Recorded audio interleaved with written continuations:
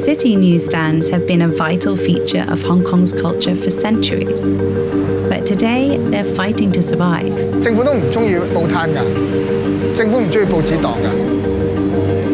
而家整個環境真係未見過咁差嘅，唔通政府唔批俾我哋，坐喺度等政府養咩？政府亦唔會養我哋。咁但係一般情況，如果新嘅人想入行咧，就冇咗。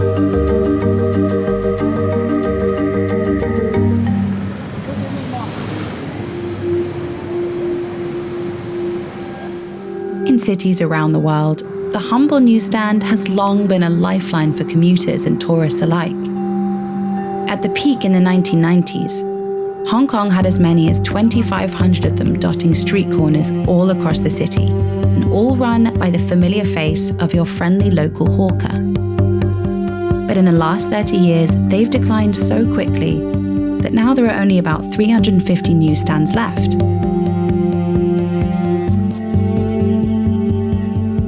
咁1970年之後，因為都唔再批小販攤檔啦，咁但係一般情況，如果新嘅人想入行咧，就冇咗。Recent policies have slowly been dismantling what were once a fixture of Hong Kong culture, a tradition that dates back more than a century. 最早嘅第一個報紙檔係1904年嘅，就係南華早報設立㗎啦，就喺而家嘅山頂纜車總站嘅上下站。The earliest newsstands were introduced by Si San Tai, founder of the South China Morning Post, and an advocate for using the press to spread ideas that could help overthrow the Qing dynasty. But it took a long time for his vision to take off. 1970年代開始一個咧起飛，咁點解會起飛咧？就係個報紙檔好細個，有成200份嘢喺度嘅。It was an era of massive growth in the city, and the newsstands reflected that. 我細嗰時上茶樓咧，大家都揸住份報紙咧，一盅兩件嘆好耐嘅，唔走嘅咁樣。咁變咗咧喺茶樓門口一定有檔報紙檔嘅，例牌嘅，你走唔甩嘅，你已經係。But within decades, the internet revolution drove media off the racks and onto the web. By 2019, only 52% of Hong Kongers were getting their news in print. A decline that started to take its toll on what once was a steady way for a family to make a living. 下一代就好多都唔想經營報紙檔㗎啦，因為任何嘅小販攤檔喺新一代裏邊，喺一個社會裏邊都係覺得係低下階層嘅工作嚟嘅。我諗冇人中意自己諗到佢一個低下階層嘅身份嘅。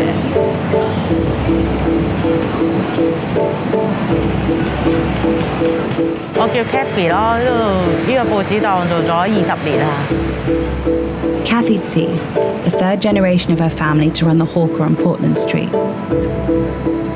And despite the growing social stigma, the Tse family isn't ready to abandon the newsstand that sustained them for decades. Owners looking to stick it out are facing resistance from changes in government regulations that now restrict licenses from being handed down within a family more than once. 如果佢肯佢而家佢老豆做個牌主，想話再轉俾個女係轉唔到。我哋都唔想㗎，我都想政府轉俾我個女，但係政府係唔批啊嘛。咁唔批冇辦法啦，咪去出去打工咯。暫時未諗到啊。Because Mai's husband inherited the newspaper stand from his mother, the Tse family has used up its only legal exchange. 咁樣咪俾咗個牌我奶奶咯，因為我奶奶係傷殘嘅。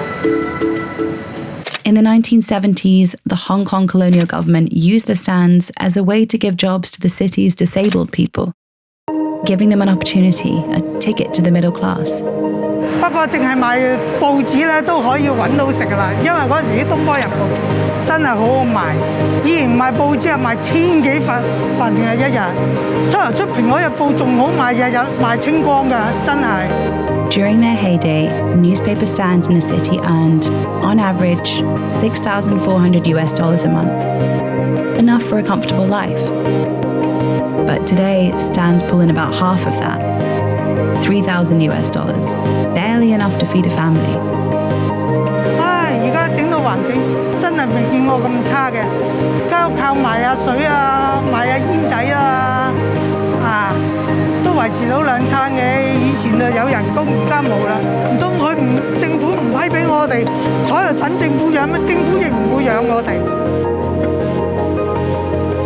The government's decision not to renew newspaper hawking licenses isn't just threatening owners' livelihoods, it's also raising concerns about the future of the free press in Hong Kong. Apple Daily is Hong Kong's largest media outlet, and its owner Jimmy Lai an outspoken advocate for democracy, whose arrest was designed to silence a Hong Kong media that until now enjoyed freedoms that don't exist in mainland China. Apple Daily was one way that the people of Hong Kong enjoyed freedom of press.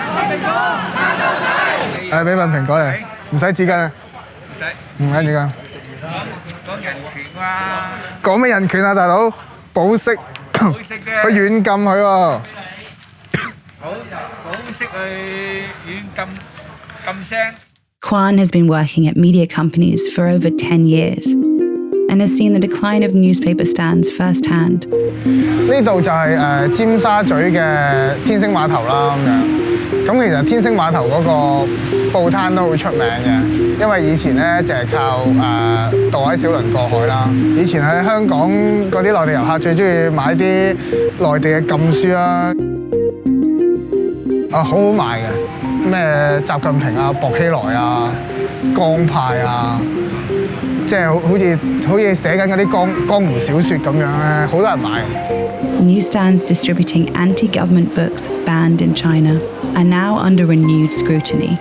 喂，大陸人仲敢買㗎？如果佢敢買，最多或者喺度睇。政府都唔中意報攤㗎，政府唔中意報紙檔㗎，因為佢可以令到嗰個發行更加容易啊嘛，係咪？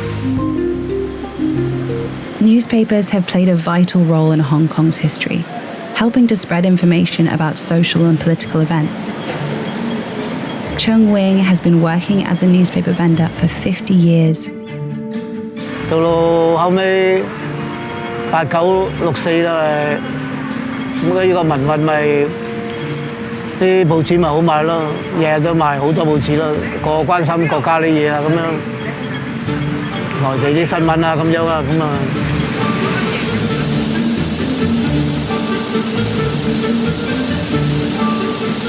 薄熙來嗰時啊，新聞啊，咁咪賣得啦。薄熙來我哋賣得成過千本。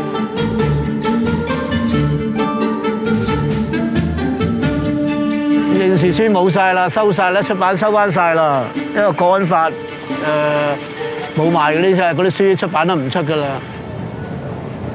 Enacted in 2020, Hong Kong's national security law now prevents newsstands from selling anti-government books. The national security law could be the first of many, which under the pretext of peace and stability is aimed at seizing control. We are operating in accordance with the basic law. So when the one country concept, the sovereignty issue, is now undermined by the events that we have seen in Hong Kong. Government legislation is helping kill Hong Kong's disappearing newspaper industry. Yet many want to keep these pieces of tradition alive, as they play an important part of the culture and fabric of the city. 咁但係報紙檔咧就真係人與人之間或者係小販攤檔啦，仲仍然建立到呢樣嘢。又有歷史價值喺度嘅，或者點樣活化佢，我唔識諗啊！睇你有識之士啊，點樣活化啲報紙檔佢係嘛？